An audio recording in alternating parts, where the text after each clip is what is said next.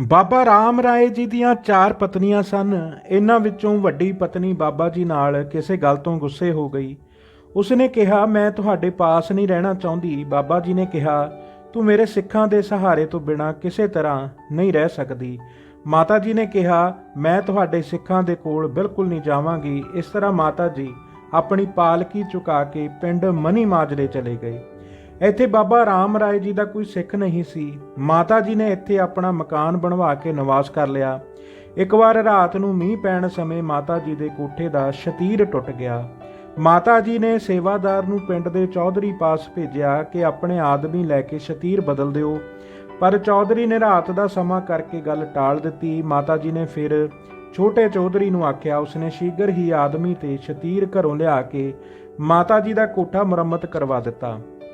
ਮਾਤਾ ਜੀ ਨੇ ਪ੍ਰਸੰਨ ਹੋ ਕੇ ਉਸ ਚੌਧਰੀ ਨੂੰ ਆਖਿਆ ਕਿ ਜੋ ਤੇਰੀ ਖੁਸ਼ੀ ਹੈ ਉਹ ਮੰਗ ਲੈ।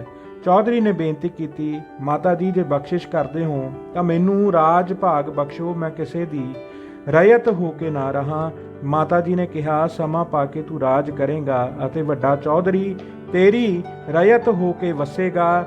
ਇਸ ਤਰ੍ਹਾਂ ਵਰ ਨਾਲ ਛੋਟਾ ਚੌਧਰੀ ਦਿਨੋਂ ਦਿਨ ਭਾਗ ਵਾਲਾ ਹੁੰਦਾ ਗਿਆ, ਜਿਸ ਕਰਕੇ ਮਾਤਾ ਜੀ ਦੀ ਸਾਰੇ ਇਲਾਕੇ ਵਿੱਚ ਸਿੱਖੀ ਸੇਵਕੀ ਹੋ ਗਈ ਅਤੇ ਆਪ ਜੀ ਦੀ ਪੂਜਾ ਪ੍ਰਤਿਸ਼ਠਾ ਹੋਣ ਲੱਗ ਪਈ। ਮਾਤਾ ਜੀ ਦਾ ਇਹ ਸਥਾਨ ਅਜੇ ਵੀ ਮੰਨਿਆ ਜਾਂਦਾ ਹੈ। ਮਾਤਾ ਜੀ ਦੇ ਸਿੱਖ ਮਣੀ ਮਾਜਰੇ ਵਾਲੇ ਸੋਢੀ ਅਖਵਾਉਂਦੇ ਹਨ। ਮਾਤਾ ਜੀ ਦਾ ਨਾਮ ਰਾਜ ਕੌਰ ਸੀ। ਇੱਕ ਦਿਨ ਬਾਬਾ ਜੀ ਨੇ ਆਪਣੀ ਪਤਨੀ ਪੰਜਾਬ ਕੌਰ ਨੂੰ ਸਮਝਾਇਆ ਕਿ ਮੈਨੂੰ ਇੱਕ ਸਿੱਖ ਨੇ ਯਾਦ ਕੀਤਾ ਹੈ, ਮੈਂ ਉਸ ਦੀ ਸਹਾਇਤਾ ਕਰਨ ਬਹੁਤ ਦੂਰ ਜਾ ਰਿਹਾ ਹਾਂ। ਆਪਣੇ ਸਰੀਰ ਨੂੰ ਮੈਂ ਕੋਠੇ ਅੰਦਰ ਛੱਡ ਜਾਂਦਾ ਹਾਂ। ਇਸ ਨੂੰ ਤੁਸਾਂ ਛੇੜਨਾ ਵੇਖਣਾ ਨਹੀਂ ਹੋਵੇਗਾ। ਕੰਮ ਤੋਂ ਵਾਪਸ ਆਣ ਕੇ ਮੈਂ ਆਪ ਹੀ ਆਪਣੇ ਸਰੀਰ ਨੂੰ ਸੰਭਾਲ ਲਵਾਂਗਾ। ਇਹ ਪੱਕੀ ਕਰਕੇ ਰਾਮ ਰਾਏ ਜੀ ਨੇ ਕੋਠੇ ਅੰਦਰ ਵੜ ਕੇ ਅੰਦਰੋਂ ਬੂਹਾ ਬੰਦ ਕਰ ਲਿਆ ਅਤੇ ਵਿਛਾਉਣੇ ਉੱਤੇ ਆਪਣੇ ਸਰੀਰ ਨੂੰ ਛੱਡ ਕੇ ਆਪ ਸਿੱਖਾਂ ਦਾ ਕੰਮ ਕਰਨ ਵਾਸਤੇ ਚਲੇ ਗਏ। ਜਦ ਇੱਕ ਦਿਨ ਤੇ 2 ਰਾਤਾਂ ਬੀਤ ਗਈਆਂ ਤਾਂ ਮਸੰਦਾ ਨੇ ਮਾਤਾ ਪੰਜਾਬ ਕੌਰ ਦੀ ਇੱਕ ਗੱਲ ਨਾ ਸੁਣੀ ਅਤੇ ਇਹ ਆ ਕੇ ਕਿ ਬਾਬਾ ਜੀ ਚੜ੍ਹਾਈ ਕਰ ਗਏ ਹਨ, ਪਰ ਤੈਨੂੰ ਧੀਰਜ ਦੇਣ ਵਾਸਤੇ ਹੀ ਇਹ ਆਖਿਆ ਹੋਵੇਗਾ ਕਿ ਅਸੀਂ ਸਿੱਖਾਂ ਦਾ ਕੰਮ ਕਰਕੇ ਆ ਜਾਵਾਂਗੇ। ਇਸ ਵਾਸਤੇ ਤੂੰ ਹੱਠ ਨਾ ਕਰ। ਉਪਰੰਤ ਮਸੰਦਾ ਨੇ ਦਰਵਾਜ਼ੇ ਤੋੜ ਕੇ ਸਰੀਰ ਨੂੰ ਇਸ਼ਨਾਨ ਕਰਾਇਆ ਤੇ ਬਹੁਮੁੱਲੇ ਵਿਮਾਨ ਵਿੱਚ ਰੱਖ ਕੇ ਚੰਦਨ ਦੀ ਚਿਖਾ ਉੱਤੇ ਜਾ ਰੱਖਿਆ। ਇਸ ਸਮੇਂ ਪੰਜਾਬ ਕੌਰ ਨੇ ਆਪਣੇ ਪਤੀ ਰਾਮ ਰਾਏ ਜੀ ਦਾ ਧਿਆਨ ਧਰ ਕੇ ਅਰਦਾਸ ਕੀਤੀ ਕਿ ਹੇ ਪਤੀ ਦੇਵ, ਇਹਨਾਂ ਹੰਕਾਰੀ ਮਸੰਦਾ ਨੇ ਮੇਰਾ ਆਖਿਆ ਨਹੀਂ ਮੰਨਿਆ। ਤੁਸੀਂ ਹੁਣ ਆਣ ਕੇ ਆਪਣੇ ਸਰੀਰ ਨੂੰ ਸੰਭਾਲ ਲਵੋ।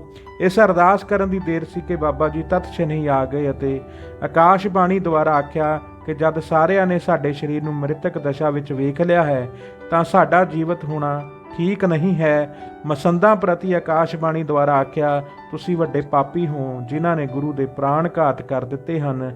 ਤੁਹਾਡੀ ਮੌਤ ਨੇੜੇ ਆ ਗਈ ਹੈ। ਪੰਜਾਬ ਕੌਰ ਨੂੰ ਕਿਹਾ ਕਿ ਤੂੰ ਸ਼ਾਂਤੀ ਕਰ ਤੇ ਧੀਰਜ ਰੱਖ। ਇਹ ਮਸੰਦ ਆਪਣੀ ਮੌਤੇ ਆਪ ਹੀ ਮਰਨਗੇ। ਜਦ ਤੂੰ ਆਪਣੀ ਸਾਰੀ ਵਿਥਿਆ ਸ੍ਰੀ ਗੁਰੂ ਗੋਬਿੰਦ ਰਾਏ ਜੀ ਨੂੰ ਦੱਸੇਂਗੀ ਤਾਂ ਉਹ ਤੇਰੀ ਸਹਾਇਤਾ ਕਰਨਗੇ ਅਤੇ ਇਹਨਾਂ ਹੰਕਾਰੀ ਮਸੰਦਾਂ ਨੂੰ ਯੋਗ ਦੰਡ ਦੇਣਗੇ। ਇਹ ਆ ਕੇ ਆਕਾਸ਼ਬਾਣੀ ਫਿਰ ਨਹੀਂ ਹੋਈ। ਰਾਮ ਰਾਏ ਜੀ ਦਾ ਇਸ ਤਰ੍ਹਾਂ ਅੰਤ ਕਰਕੇ ਮਸੰਦ ਮਨ ਆਈਆਂ ਕਰਨ ਲੱਗ ਪਏ। ਮਾਤਾ ਪੰਜਾਬ ਕੌਰ ਦੀ ਕੋਈ ਗੱਲ ਨਹੀਂ ਸੁਣਦੇ ਸਨ।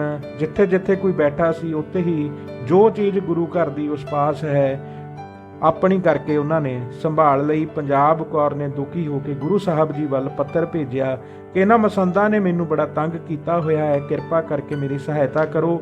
ਜਦ ਇਹ ਚਿੱਠੀ ਬਹਿਲੇ ਕਾ ਗੁਰਦਾਸ ਲੈ ਕੇ ਸਤਿਗੁਰ ਜੀ ਪਾਸ ਪੌਂਟੇ ਸਾਹਿਬ ਹਾਜ਼ਰ ਹੋਇਆ ਤਾਂ ਆਪ ਜੀ ਨੇ ਇਸ ਉੱਤੇ ਵਿਚਾਰ ਕਰਕੇ ਪੰਜਾਬ ਕੌਰ ਨੂੰ ਲਿਖਿਆ, ਤੁਸੀਂ ਆਪਣੇ ਸਾਰੇ ਮਸੰਦਾਂ ਨੂੰ ਚਿੱਠੀਆਂ ਪਾ ਦਿਓ ਕਿ ਛੇਤੀ ਡੇਰੇ ਪਹੁੰਚ ਜਾਓ। ਤੁਹਾਨੂੰ ਗੁਰੂ ਘਰ ਵੱਲੋਂ ਸਰੋਪਾਓ ਦਿੱਤੇ ਜਾਣਗੇ।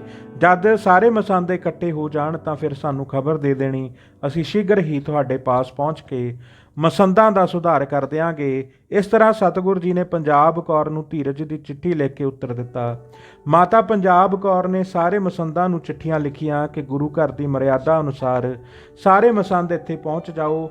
ਤੁਹਾਨੂੰ ਸਭ ਨੂੰ ਸਰੋਪਾਓ ਦੇ ਕੇ ਨਵੇਂ ਸਿਰਿਓਂ ਆਪੋ ਆਪਣੇ ਥਾਵਾਂ ਤੇ ਭੇਜ ਦਿੱਤਾ ਜਾਵੇਗਾ। ਤੁਸੀਂ ਸਿੱਖਾਂ ਤੋਂ ਧਨ ਉਗਰਾ ਕੇ ਪਹਿਲਾਂ ਵਾਂਗੂ ਹੀ ਕਾਰ ਚਲਾਉਣੀ ਹੋਵੇਗੀ। ਜਦ ਇਹ ਚਿੱਠੀਆਂ ਪੜ੍ਹ ਕੇ ਸਾਰੇ ਮਸੰਦ ਨਿਯਤ ਦਿਨ ਉੱਤੇ ਪਹੁੰਚ ਗਏ ਤਾਂ ਪੰਜਾਬ ਕੌਰ ਨੇ ਸਤਿਗੁਰੂ ਜੀ ਨੂੰ ਪੌਂਟੇ ਖਬਰ ਭੇਜ ਦਿੱਤੀ ਕਿ ਆਓ ਹੁਣ ਸਾਰੇ ਦੋਸਤ ਇਕੱਠੇ ਹੋ ਗਏ ਹਨ। ਦੂਸਰੇ ਦਿਨ ਸਤਿਗੁਰੂ ਕੁਝ ਯੋਧਿਆਂ ਨੂੰ ਘੋੜ ਸਵਾਰ ਕਰਕੇ ਆਪ ਹਾਥੀ ਉੱਤੇ ਸਵਾਰ ਹੋ ਕੇ ਬਾਬਾ ਰਾਮ ਰਾਏ ਜੀ ਦੀ ਮੁਕਾਨ ਦੇਣ ਦੇ ਬਹਾਨੇ ਡੇਰੇ ਪਹੁੰਚ ਗਏ। ਆਪ ਜੀ ਨੂੰ ਵੇਖ ਕੇ ਮਸੰਦ ਬੜੇ ਚਿੰਤਾਵਾਨ ਹੋ ਗਏ ਕਿ ਇਹਨਾਂ ਦਾ ਮੇਲ ਸਾਡੇ ਵਾਸਤੇ ਚੰਗਾ ਨਹੀਂ ਹੈ। ਸਤਿਗੁਰੂ ਜੀ ਨੇ ਪੰਜਾਬ ਕੌਰ ਨੂੰ ਪੁੱਛਿਆ ਕਿ ਕੀ ਕਾਰਨ ਹੋਇਆ ਹੈ ਜਿਸ ਕਰਕੇ ਰਾਮ ਰਾਏ ਜੀ ਗੁਰੂਪੁਰ ਸੁਧਾਰ ਗਏ ਹਨ। ਪੰਜਾਬ ਕੌਰ ਨੇ ਦੱਸਿਆ ਕਿ ਮੈਨੂੰ ਉਹਨਾਂ ਨੇ ਸਮਝਾਇਆ ਸੀ ਕਿ ਅਸੀਂ ਇੱਕ ਸਿੱਖਾਂ ਦਾ ਕੰਮ ਜ਼ਰੂਰੀ ਸਿਰੇ ਚਾੜਨ ਵਾਸਤੇ ਦੂਰ ਜਾ ਰਹੇ ਹਾਂ। ਸਰੀਰ ਸਾਡਾ ਇੱਥੇ ਹੀ ਰਹੇਗਾ, ਇਸ ਨੂੰ ਛੇੜਨਾ ਨਹੀਂ। ਅਸੀਂ ਆਪੇ ਆਣ ਕੇ ਸੰਭਾਲ ਲਵਾਂਗੇ, ਪਰ ਇਹਨਾਂ ਮਸੰਦਾਂ ਨੇ ਮੇਰੇ ਤੋਂ ਜਬਰਾ ਜਬਰੀ ਪਿੱਛੋਂ ਸਰੀਰ ਨੂੰ ਸੰਸਕਾਰ ਕਰਨ ਵਾਸਤੇ ਚਿਖਾ ਤੇ ਰੱਖ ਦਿੱਤਾ। ਇਸ ਸਮੇਂ ਮੈਂ ਉਹਨਾਂ ਦੀ ਆਰਾਧਨਾ ਕੀਤੀ ਤਾਂ ਉਹ ਤਤਛਿਣ ਹੀ ਆ ਗਏ, ਪਰ ਆਪਣੇ ਹੁਕਮ ਦੀ ਉਲੰਘਣਾ ਹੋਣ ਕਰਕੇ ਉਹ ਕ੍ਰੋਧਵਾਨ ਹੋ ਕੇ ਵਾਪਸ ਚਲੇ ਗਏ। ਮਸੰਦਾਂ ਵੱਲ ਦੇਖ ਕੇ ਗੁਰੂ ਜੀ ਨੇ ਕਿਹਾ, ਤੁਸੀਂ ਇਹਨਾਂ ਦਾ ਕਿਹਾ ਕਿਉਂ ਨਾ ਮੰਨਿਆ? ਤੁਸੀਂ ਆਪਣੇ ਗੁਰੂ ਨੂੰ ਜਿਉਂਦਿਆਂ ਹੀ ਸਾੜ ਕੇ ਘੋਰ ਪਾਪ ਕੀਤਾ ਹੈ। ਜਦ ਗੁਰੂ ਜੀ ਦੇ ਤੇਜ ਅੱਗੇ ਕੋਈ ਮਸੰਦ ਨਾ ਬੋਲ ਸਕਿਆ ਤਾਂ ਫਿਰ ਗੁਰੂ ਜੀ ਨੇ ਇਹ ਸੋਚ ਕੇ ਇਹ ਡਰ ਕਰਕੇ ਭੱਜ ਨਾ ਜਾਣ ਉਹਨਾਂ ਨੂੰ ਕਿਹਾ, ਅੱਛਾ ਜੋ ਹੈ ਹੋ ਗਿਆ ਸੋ ਹੋ ਗਿਆ, ਹੁਣ ਅੱਗੋਂ ਤੋਂ ਸਾਵਧਾਨ ਹੋ ਕੇ ਗੁਰੂ ਘਰ ਦੀ ਸੰਭਾਲ ਕਰੋ। ਦੂਸਰੇ ਦਿਨ ਸਤਿਗੁਰੂ ਜੀ ਮਾਮਾ ਕਿਰਪਾਲ ਚੰਦ ਆਦਿ ਮੁਖੀਆਂ ਨੂੰ ਨਾਲ ਲੈ ਕੇ ਪੰਜਾਬ ਕੌਰ ਪਾਸ, ਜਿੱਥੇ ਸਾਰੇ ਮਸੰਦ ਵੀ ਇਕੱਠੇ ਹੋਏ ਬੈਠੇ ਸਨ, ਗਏ ਅਤੇ ਦਇਆ ਰਾਮ ਪੁਰੋਹਿਤ ਦੇ ਹੱਥ ਇੱਕ ਕੀਮਤੀ ਦੁਸ਼ਾਲਾ ਰਾਮ ਰਾਏ ਦੀ ਪੱਗ ਦੀ ਰਸਮ ਵਜੋਂ ਪੰਜਾਬ ਕੌਰ ਨੂੰ ਦਿੱਤਾ। ਉਪਰੰਤ ਸਤਿਗੁਰੂ ਜੀ ਦੀ ਆਗਿਆ ਅਨੁਸਾਰ ਦਇਆ ਰਾਮ ਨੇ ਪੰਜਾਬ ਕੌਰ ਨੂੰ ਸਮਝਾਇਆ ਕਿ ਗੁਰੂ ਜੀ ਦੀ ਵਿਉਂਤ ਇਹ ਹੈ ਕਿ ਤੁਸਾਂ ਸਾਰੇ ਮਸੰਦਾਂ ਨੂੰ ਕਨਾਤ ਅੰਦਰ ਇਕੱਠਿਆਂ ਕਰ ਲਵੋ। ਦਰਵਾਜ਼ੇ ਅੱਗੇ ਯੋਧਿਆਂ ਦਾ ਪਹਿਰਾ ਲਾ ਦਿਓ ਕਿ ਕੋਈ ਆਪਣੇ ਆਪ ਬਾਹਰ ਨਾ ਨਿਕਲੇ।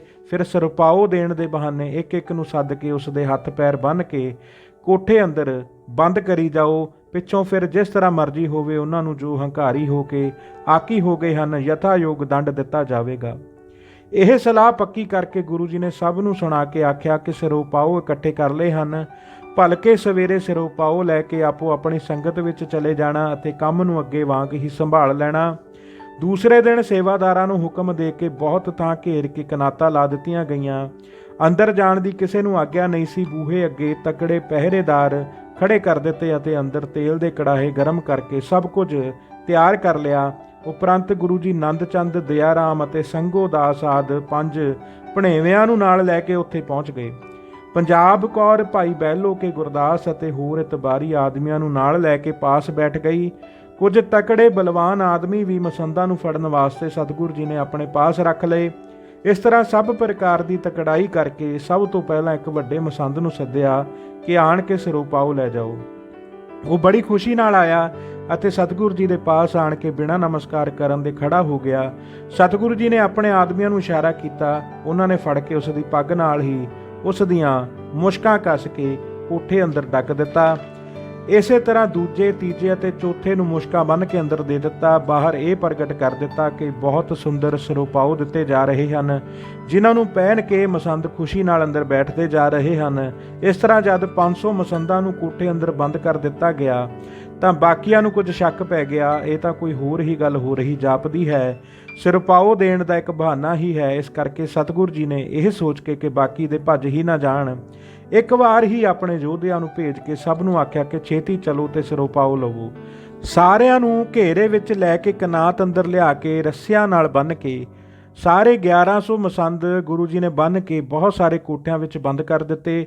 ਬਾਹਰੋਂ ਜੰਦਰੇ ਮਾਰ ਕੇ ਅੱਗੇ ਪਹਿਰੇਦਾਰ ਖੜੇ ਕਰ ਦਿੱਤੇ। ਦੂਸਰੇ ਦਿਨ ਉਹਨਾਂ 5-7 ਮਸੰਦਾਂ ਨੂੰ, ਜਿਹੜੇ ਰਾਮ ਰਾਏ ਜੀ ਨੂੰ ਜਿਉਂਦਾ ਸਾੜਨ ਦੇ ਅਪਰਾਧੀ ਸਨ, ਤੇਲ ਦੇ ਤੱਤੇ ਕੜਾਹਿਆਂ ਵਿੱਚ ਪਾ ਕੇ ਸਾੜਿਆ ਗਿਆ ਤੇ ਦੂਜਿਆਂ ਨੂੰ ਯਥਾਯੋਗ ਜੈਸਾ ਕਿ ਪੁੱਠਾ ਲਟਕਾ ਕੇ, ਕੋਰੜੇ ਮਾਰਨੇ ਆਦਿਕ ਸਜ਼ਾਵਾਂ ਦੇ ਕੇ ਮਸੰਦਾਂ ਤੋਂ ਹਟਾ ਦਿੱਤਾ ਗਿਆ। ਜਿਹੜੇ ਥੋੜੇ ਜਿਹੇ ਮਾਤਾ ਪੰਜਾਬ ਕੌਰ ਦੀ ਆਗਿਆ ਵਿੱਚ ਸਨ, ਉਹਨਾਂ ਨੂੰ ਦੇਸ਼ਾਂ ਵਿਦੇਸ਼ਾਂ ਵਿੱਚ ਕਾਰ ਭੇਟਾ ਲੈਣ ਵਾਸਤੇ ਨਿਯਤ ਕਰ ਦਿੱਤਾ।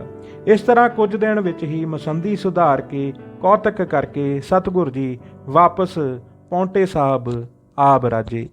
ਧੰਨ ਧੰਨ ਸ੍ਰੀ ਗੁਰੂ ਗੋਬਿੰਦ ਸਿੰਘ ਜੀ ਮਹਾਰਾਜ। ਵਾਹਿਗੁਰੂ ਜੀ ਕਾ ਖਾਲਸਾ, ਵਾਹਿਗੁਰੂ ਜੀ ਕੀ ਫਤਿਹ।